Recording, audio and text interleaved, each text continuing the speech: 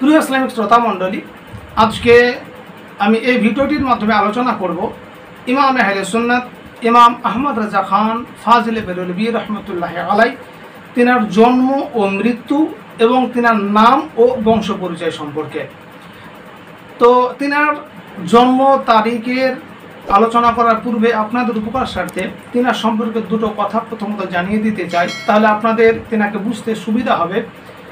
ইমাম আহমদ রাজা খান ফাজিলে বেরলভী রহমতুল্লাহ আলাই ইনি আলা হজরত নামে বেশি পরিচিত, অর্থাৎ আলা হজরত নামে বেশি মানুষ ইনাকে চিনেন। দ্বিতীয়ত, ইনি হলেন একজন মুজাদ্দিদ, 1400 মানে আর কি মুজাদ্দিদের মুজাদ্দিদ। হুজুর সাল্লাল্লাহু আলাইহি সাল্লাম তিনি বলেছেন যে তিনার উম্মতের কাছে উম্মতকে সঠিক রাস্তা দেখানোর জন্য আল্লাহ পাক প্রতি শতাব্দীর শেষে মানে 100 বছর পর পর আল্লাহ পাক একজনকে মুজাদ্দিদ তিনি এই উম্মতের নিকটে পাঠাবেন। তো এটা হলো মুজাদ্দিদ। মুজাদ্দিদ কাকে বলা হয়?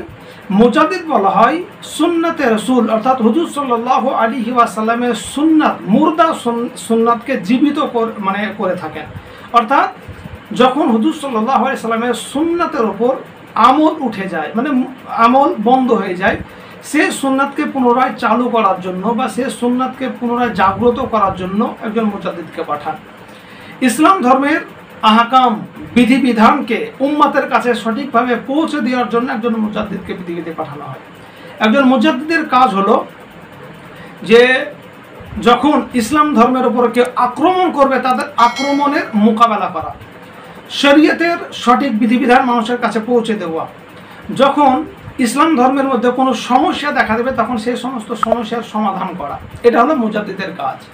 তো যখন এই ইসলাম ধর্মের উপরে মুসলিমরা আঙ্গুল উঠিয়ে কথা বলতে আরম্ভ করেছিল, বা ইংরেজরা, ওয়াহাবি, দেওবন্দি সহ যারা এক কথায় অমুসলিমরা যখন ঈমান ও ইসলামকে এর আলোকে নিভিয়ে দিতে চাইছিল ভারতবর্ষের বুকে, সে সময় ইনি মানে আল্লাহ তাআলা ইনাকে পৃথিবীর মধ্যে পাঠিয়েছেন।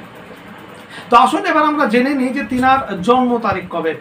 তো ইমাম আহলে সুন্নাত ইমাম আহমদ রাজা খান ফাজিলে বেরলভী রহমতুল্লাহ আলাই তিনি আরবি 1272 হিজরি শাওয়াল মাসের 10 তারিখ মোতাবিক ইংরেজি 14 জুন 1856 খ্রিস্টাব্দে শনিবারের দিন ভারতবর্ষের উত্তরপ্রদেশ রাজ্যের বরেলি নামক শহরের জাসুলি মহল্লাতে তিনি জন্মগ্রহণ করেছেন, জোহরের সময় শনিবারের দিন। তো এটা তো হলো তিনার জন্ম তারিখ। এবার জেনে নিই তিনার নাম মানে আর কি। তো ইমাম আহমদ রাজার জন্মগত নাম হলো মুহাম্মদ, কিন্তু তিনার আম্মাজান অতি আদর করে তিনাকে আম্মান মিয়া বলে ডাকতেন। আর এই আলা হজরতের নাম আহমদ রাজা রেখেছেন তিনার দাদা যান মৌলানা রেজা আলী খান। তো আলা হজরত যখন তিনি নিজের নাম লিখতেন তখন তিনি অতি গর্বের সহিত নিজের নামের প্রথমে আব্দুল মুস্তাফা লিখতেন। অর্থাৎ তিনি বলতে চাইতেন, মানে তিনি বলতেন যে সমস্ত প্রশংসা হলো আল্লাহ তাআলার। তিনি আরও বলতেন যে খোদার কসম করে বলছি, যদি আমার হৃৎপিণ্ডকে কেটে 2 ভাগে বিভক্ত করা হয় তো এক অংশে লেখা থাকবে লা ইলাহা ইল্লাল্লাহ এবং অপর অংশে লেখা থাকবে মুহাম্মাদুর রাসূলুল্লাহ সাল্লাল্লাহু আলাইহি ওয়াসাল্লাম। তাহলে দেখুন তিনি কেমন একজন আল্লাহর ওলি বা মুজাদ্দিদ ছিলেন। তো এটা তো হলো তিনার নাম। এবার জেনে নিই তিনার বংশ। তো ইমাম আহমদ রাজা খান ফাজিলে বেরলভী রহমতুল্লাহ আলাই তিনি মাওলানা নাকি আলী খানের পুত্র ছিলেন। হযরত নাকি আলী খান তিনার পিতার নাম ছিল মাওলানা রেজা আলী খান, তাহার পিতার নাম মাওলানা হাফিজ কাজেম আলী খান, তাহার পিতার নাম মাওলানা শাহ মোহাম্মদ আজম খান, তাহার পিতার নাম হজরত মোহাম্মদ সাআদত ইয়ার খান, তাহার পিতার নাম মোহাম্মদ সাঈদুল্লাহ খান রহমতুল্লাহি আলাইহিম আজমাইন। হজরত সাঈদুল্লাহ খান আফগানিস্তানের সম্ভ্রান্ত পাঠান ছিলেন। অর্থাৎ ইমাম আহমদ রাজা খান ফাজিলে বেরলভী আলাইহি রহমতুল্লাহ তিনার পূর্বপুরুষ ছিলেন, অর্থাৎ সাঈদুল্লাহ খান তিনি ছিলেন রাজ পরিবারের সঙ্গে সম্পর্কিত একজন ব্যক্তি। এক কথায় ইনার বংশধর ছিলেন মানে আর কি উঁচু পরিবার, রাজ পরিবারের মানুষ। তো এটা তো হলো তিনার বংশ পরিচয়। এবার আমরা সর্বশেষে জেনে নেব তিনার মৃত্যু, কবে তিনি পৃথিবী থেকে বিদায় নিয়েছেন। তো ইমাম আহলে সুন্নাত ইমাম আহমদ রাজা খাঁ ফাজিলে বেরলভী আলাইহি রহমত রিদওয়ান তিনি ইংরেজি 1921 খ্রিস্টাব্দে 28 অক্টোবর মোতাবেক 1340 হিজরি সফর মাসের 25 তারিখে জোহরের সময় 2:38 65 বৎসর বয়সে তিনি এই পৃথিবী থেকে পরলোক গমন করেন। ইন্না লিল্লাহি ওয়া ইন্না ইলাইহি রাজিউন।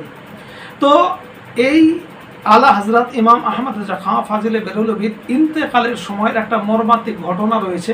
সেই ঘটনাটি এখানে বিস্তারিত আলোচনা করলে ভিডিওটি লম্বা হয়ে যাবে, যার জন্য আমি আর আলোচনা করতে চাই না। তো সেই মর্মান্তিক ঘটনাটি পরে অন্যান্য কোনো ভিডিওর মাধ্যমে জানিয়ে দেবেন ইনশাআল্লাহ। তো আলা হযরত ইমাম আহমদ রাজা খাঁ ফাজিলে বেরলভী আলাইহি রহমত রিদওয়ানের গুরুত্বপূর্ণ টপিকগুলো, গুরুত্বপূর্ণ বিষয়গুলো পাট করে ছোট্ট করে যদি জানতে আপনার ইচ্ছে হয়, তাহলে আমার চ্যানেলটি সাবস্ক্রাইব করে আমার সঙ্গে থাকতে পারেন। আজকে এ পর্যন্তই, আবার আলোচনা হবে পরবর্তী কোনো গুরুত্বপূর্ণ বিষয় নিয়ে। আসসালামু আলাইকুম ওয়া রাহমাতুল্লাহি ওয়া বারাকাতুহু।